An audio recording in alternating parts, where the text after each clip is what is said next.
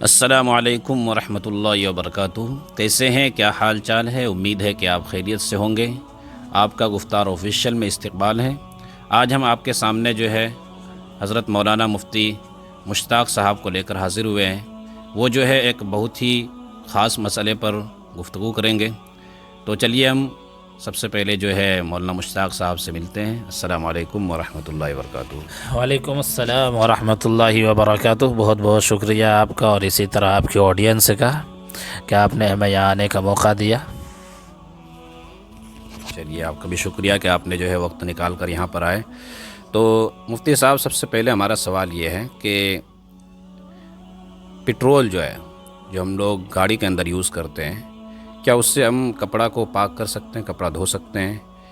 بعض مرتبہ اگر کہیں پر ہم سفر کر رہے ہوں یا پھر کسی ایسی جگہ اگر ہم پھنس جائیں جہاں پر پانی نہ ہو اور ہم کو نماز پڑھنے کی ضرورت ہو اور کپڑا جو ہے ناپاک ہو، اس کے اوپر کوئی نجاست لگ گئی ہو، تو پٹرول کے ذریعے کیا ہم کپڑا کو دھو سکتے ہیں اور اس کے ذریعے پاک کر کے ہم نماز پڑھ سکتے ہیں؟ جی، بہت اچھا سوال ہے آپ کا۔ اور بعض دفعہ ایسا ہو بھی سکتا ہے کہ آدمی کہیں ایسی جگہ پھنس جائے جہاں پیٹرول کے علاوہ اس کے پاس کوئی اور چیز نہ ہو۔ پیٹرول ایک ایسی چیز ہے مولانا جس کے بے شمار فائدے ہیں۔ اس کے بے شمار فائدوں میں سے ایک فائدہ یہ بھی ہے کہ آج کل ہمارے زمانے میں اس سے کپڑے دھلائی کے کام بھی لیتے ہیں۔ جی، تو پہلی مرتبہ میں سن رہا ہوں۔ تو اب کیا اس سے ناپاک کپڑے پاک ہو جائیں گے یا نہیں؟ سوال یہ ہے۔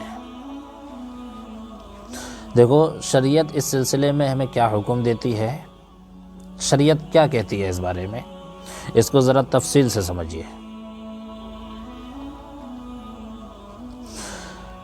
شریعت ہمیں بتاتی ہے کہ نجاست کی دو قسمیں ہیں۔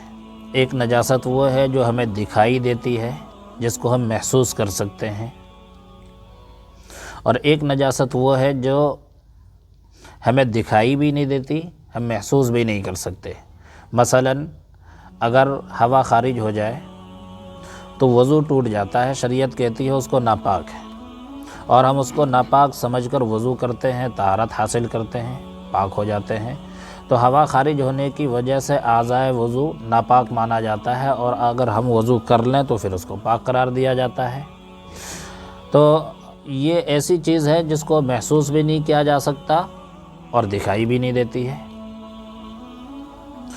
تو اس سے طہارت حاصل کرنے کے لیے، اس سے پاکی حاصل کرنے کے لیے شریعت نے دو چیزیں دی ہے، ایک تو پانی ہے اور دوسری پاک مٹی ہے۔ اگر پانی کہیں موجود نہ ہو تو ہم پاک مٹی کے ذریعے تیمم سے پاکی حاصل کر سکتے ہیں۔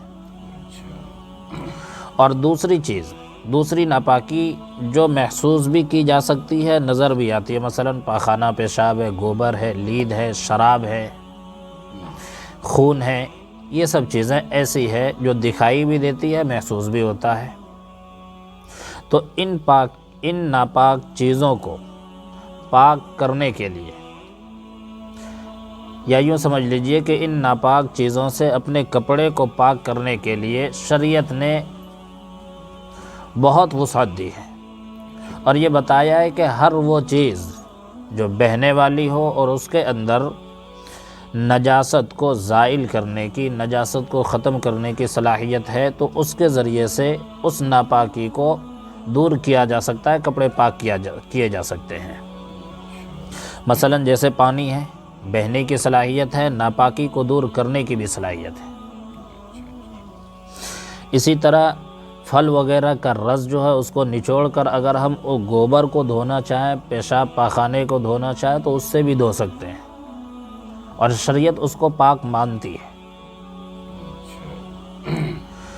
تو اب یہاں سے اصول یہ نکلا کہ ہر وہ چیز جو بہنے والی ہو، سیال ہو، اور ناپاکی کو دور کرنے کی اس میں صلاحیت بھی ہو۔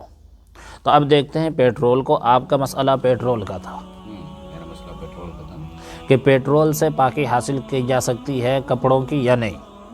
تو اب پیٹرول میں بھی یہ چیزیں پائی جاتی ہے، یعنی بہنے کی بھی صلاحیت ہے اور اس کے اندر پاکی حاصل کرنے کی بھی صلاحیت ہے، نجاست کو زائل کرنے کی صلاحیت موجود ہے۔ تو لہٰذا اگر پیٹرول کے ذریعے کپڑے کو پاک کرنا چاہیں تو کپڑا پاک ہو جائے گا۔